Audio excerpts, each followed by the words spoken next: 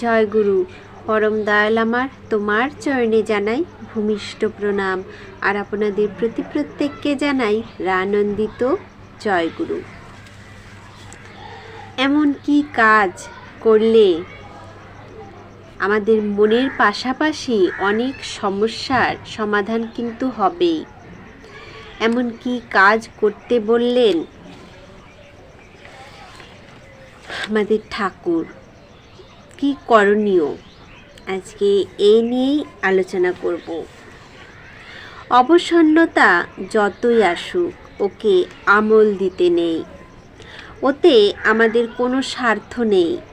জোর করে ওকে ঝেড়ে ফেলে স্ফূর্তিযুক্ত মেজাজে চলতে হয়। তোমার কাজ হলো মানুষের প্রাণে আশা, ভরসা, উদ্দীপনা সঞ্চার করা। তুমি নিজেই যদি ঝিমিয়ে পড়ো, অন্যকে চেতাবে কি করে? আমি তো অবসাদ এর কোনো ফিল্ড ক্ষেত্র দেখি না। অবসাদ আসবে কোথা থেকে? কাজের মধ্যে কেবল আছে এলিমেন্ট অ্যান্ড মোর, আনন্দ, আরও আনন্দ। কর্মীরা হলো আনন্দের বাহক। তাদের মধ্যে অবসাদ থাকলে সেই অবসাদই চারিয়ে যায় সবার মধ্যে। চলার পথে আমাদের মাঝে মাঝেই কিন্তু অবসন্নতা আসে, দুর্বলতা আমাদের ঘিরে ধরে। এর কারণ বেশিরভাগ ক্ষেত্রেই আন্তরিক, কিছু ক্ষেত্রে বাহ্যিকও বটে। অপরের দোষ দর্শনের প্রবৃত্তি ও তজ্জনিত চিন্তা মাথায় লেগে থাকলে নিজের অজ্ঞাতসারে ওই দোষ চরিত্রে বাসা বাঁধে। তদনুরূপ আচরণে তখন আমরা অভ্যস্ত হয়ে পড়ি।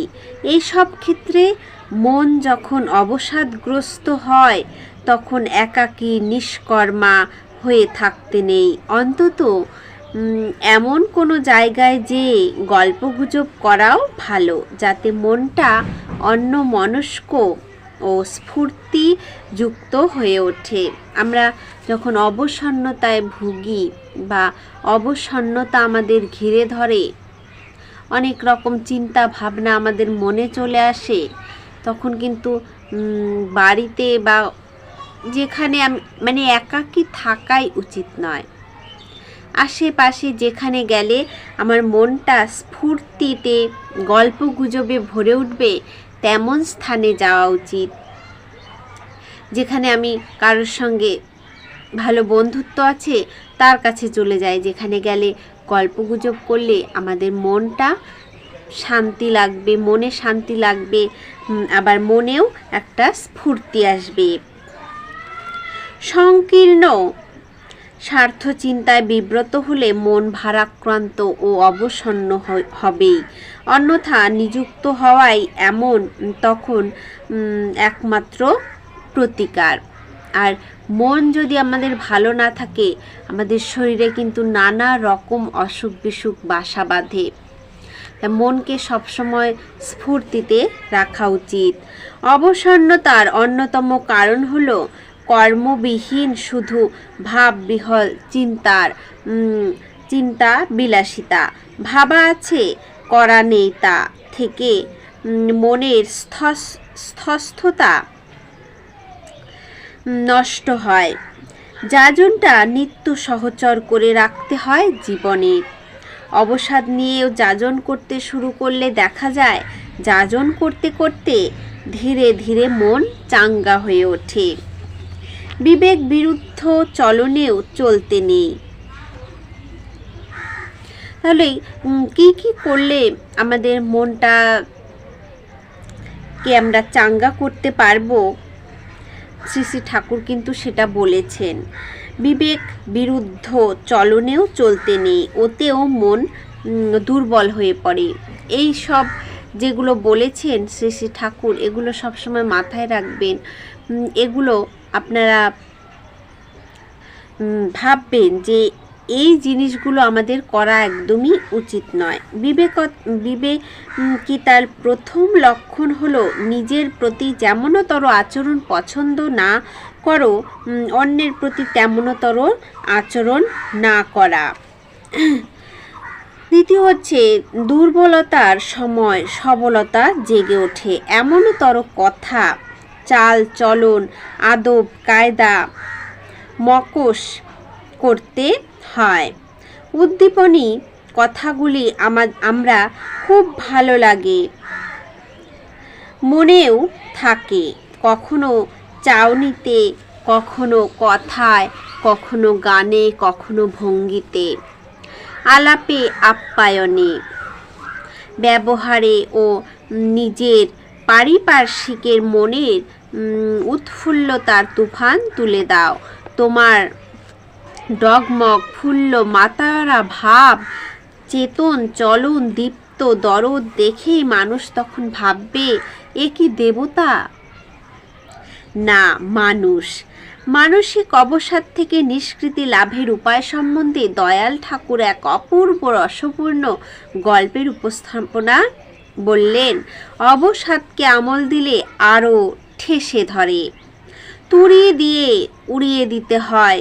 মনে যদি গেড়েও বসে তাও সেদিকে ভ্রুক্ষেপ না করে জোর করে কৃত্রিমভাবে হলেও স্ফূর্তিজনক কাজকর্ম ও চিন্তা নিয়ে মেতে উঠতে হয়। এই বিষয়ে তিনি জালের মধ্যে পড়ে যাওয়া এক শিয়ালের বুদ্ধির অপরূপ তারিফ করে বললেন, মরার মতো ভান করে পড়ে থেকে কি করে তাৎক্ষণিক বুদ্ধির জোরে ব্যাধের অসতর্ক বুদ্ধির সুযোগে জাল থেকে ছাড়া পেয়ে আজও দৌড়, কালো দৌড়। ফাঁক পেলেই অমনি অবসাদ থেকে আনন্দের রাজ্যে দৌড় মারতে হয়। কাহাতক কুচকে থাকা যায়, ওতে লাভই বাকি। তরঙ্গায়িত মনের ওঠা পড়ার মধ্যেই জীবনের এগিয়ে চলা। তাই শক্ত করে জীবননাথের দেওয়া হালটি ধরে সামনের দিকে চলা, এপারের অবসাদকে পেছনে ফেলে ওপারের সার্থকতায় নিরন্তর অভিযান। বিষাদ বা অবসাদের অবসানে প্রিয় পরমের প্রদত্ত জীবন রসায়ন অপরূপ ভাব ব্যঞ্জনায় পরিদৃষ্ট হয়। আমাদের অসঙ্গত প্রবৃত্তির দরুন অবসাদ আসে, ওতে গা ঢেলে দিতে নেই। যা কিছু অসঙ্গতি আছে তাকে ইষ্টার্থে সঙ্গত করে তোলাই এর প্রতিকার। যখন অমন হয় তখন ভাবতে হয় আমার ত্রুটি কোথায়, আর তা খুঁজে বের করে নিয়ন্ত্রণ করে ফেলতে হয়। এমনই করে বিজ্ঞতা আসে, প্রজ্ঞা আসে।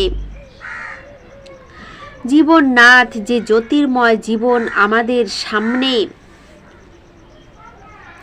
পরাকাষ্ঠারূপে উপস্থাপিত করেছেন, তারই অগ্নিভ দ্যুতিতে আজ নত জানু ঊর্ধ্বশির হয়ে আবার আমরা বলে উঠি তারই ভাষায়, ওগো আমি তোমার সন্তান, আমার আর জড়তা নেই, আর দুর্বলতা নেই, আমি আর কাপুরুষ নই, আমি আর তোমাকে ভুলে নরকের দিকে ছুটে যাব না, আর তোমার জ্যোতির দিকে পিছন ফিরে অন্ধকার অন্ধকার বলে চিৎকার করব না। দুর্বলতায় ঠিকরে দিয়ে দাঁড়া রে ওরে দাঁড়া, রক্তচোষা বাদুরগুলো তারা রে ওরে তারা। আমাদের শ্রী শ্রী ঠাকুর এই দুর্বলতায় যাতে আমাদের আকৃষ্ট করে না ফেলে তার জন্য আমাদের সব সময় হাসি খুশিতে থাকতে বলেছেন, মনে স্ফূর্তি আনতে বলেছেন। আর যাজনটা নিত্য সহচর করে রাখতে হয় জীবনের। অবসাদ নিয়েও যাজন করতে শুরু করলে দেখা যায় যাজন করতে করতে ধীরে ধীরে মন চাঙ্গা হয়ে ওঠে। তাই যদি মনে কোনো অবসাদও এসে থাকে, কোনো চিন্তাও এসে থাকে, আমরা যদি যাজন করতে পারি তাহলে কিন্তু মন থেকে অবসাদ দূর হয়ে যায়, মনটা চাঙ্গা হয়ে ওঠে। আজকের আলোচনা প্রসঙ্গ এই পর্যন্তই। জয় গুরু।